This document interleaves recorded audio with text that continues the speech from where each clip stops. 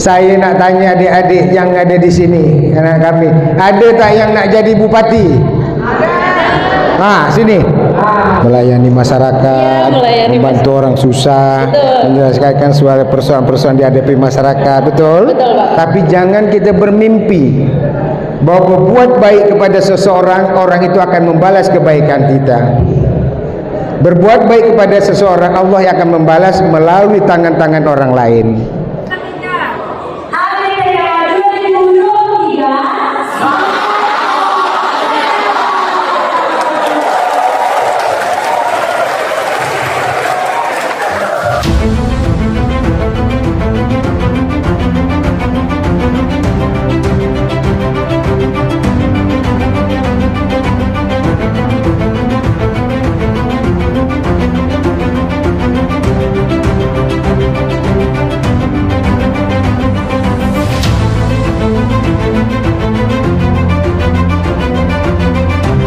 Sedikit saya berkisah tentang pengalaman saya. Saya dilahirkan dari 8 bersaudara.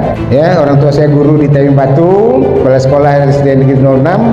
Kalau dulu guru hidupnya sangat susah, hanya mengharapkan beras jatah pemerintah dengan gaji yang sangat kecil. Oleh karena itu, ya kakak ada yang melanjutkan sekolah di SPG, ada yang tidak, ada yang kuliah, ya, ada beradik ada yang masuk polisi. Kemudian saya juga tamat SMA, saya tidak kuliah karena orang tua tidak mampu saat itu. Tapi saya menguji ikut ujian tes masuk APDN, dulu namanya APDN. Tamat 83 ada pembukaan APDN, saya ikut tes sama dengan Pak Suhajar.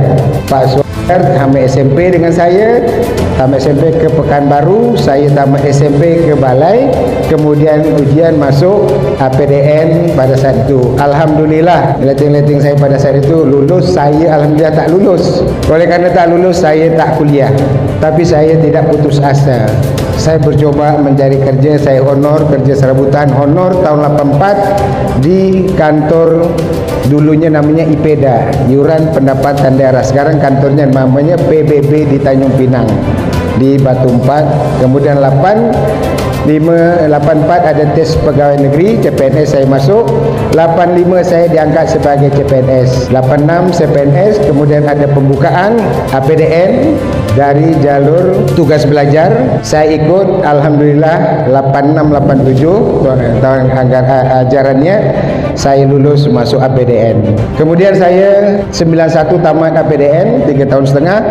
Saya ditugaskan di Dabuk Singkep selama 5 tahun. Saya baru nak mulai kuliah tahun 86 87.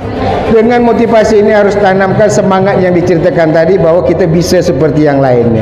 Melihat dari sini bahwa kita menuntut ilmu itu tidak ada batas waktunya, ya. Oleh karena itu adik-adik jangan merasa pesimis dulu bahwa kita orang tak mampu, orang yang mungkin kehidupan orang tua kita yang tidak mungkin bisa mengulahkan dia. Tetapi di balik itu kita harus ingat rahasia Allah Subhanahu Wa Taala.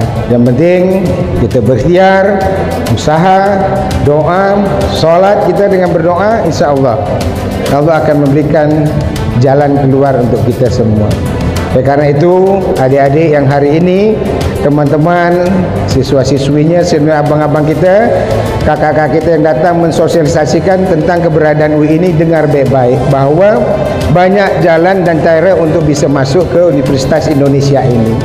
Jadi jangan langsung patah semangat, harus berusaha, ikhtiar, dan kembali semua kita harus selalu berdoa kepada Allah Subhanahu Wa Taala.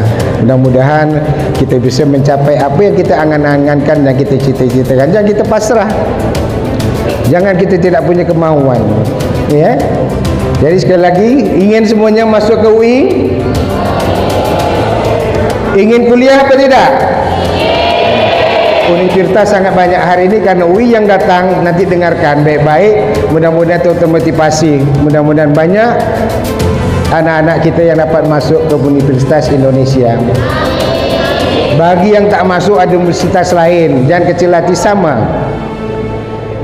Saya nak tanya adik-adik yang ada di sini, anak kami, ada tak yang nak jadi bupati? Ada. Sini.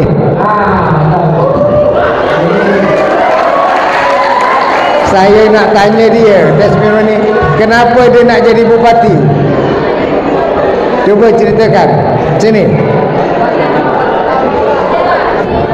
Bupati wanita yang pertama pada masanya. Kasihkan mic-nya. Nah, kenapa tertarik nak jadi bupati? Ceritakan dulu. Siapa nama apa semua? Nama saya Widiani dari SMA Negeri 1 Kasur, kelas 12 IPS. Mengapa saya ingin menjadi bupati? Karena bupati itu pertama saya termotivasi dari bapak. Oh, tepuk tangan, alhamdulillah. Jujur bisa bertemu dengan orang-orang hebat juga. Menjadi bupati itu terus bisa apa lagi ya, kayak melayani masyarakat, membantu orang susah, menyelesaikan suara persoalan-persoalan dihadapi masyarakat, betul? Betul, Pak. Betul. Jadi bukan semata-mata karena jabatan, fasilitas mewah, bukan ya? Betul, tanamkan di hati itu. Alhamdulillah. Mudah-mudahan Allah ijabahkan doanya. Amin. Ya, Allah jadikan niatnya pada masanya akan menjadi bupati. Amin. Ya, menggantikan kami-kami yang sini. Karena setiap masa pasti ada pemimpinnya. Setiap pemimpin pasti ada masanya. Nah, nanti masanya lah menjadi pemimpin, tapi niatkanlah dengan baik, tidak harus masuk IPDN, dari yang lain juga, sarjana juga boleh. Tetapi yakin dan percaya, berbuatlah sesuatu yang baik, pasti Allah akan menolong kita, Allah akan membalasnya. Tapi jangan kita bermimpi bahwa berbuat baik kepada seseorang, orang itu akan membalas kebaikan kita. Berbuat baik kepada seseorang, Allah yang akan membalas melalui tangan-tangan orang lain. Jadi jangan mimpi aku tolong ini, besok dia balas, belum tentu.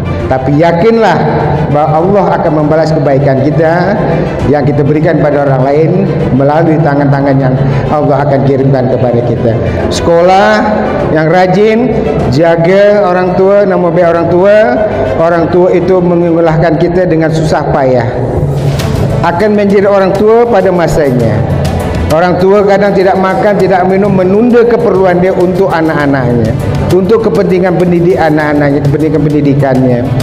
Itu yakin, jangan kecewakan orang tua.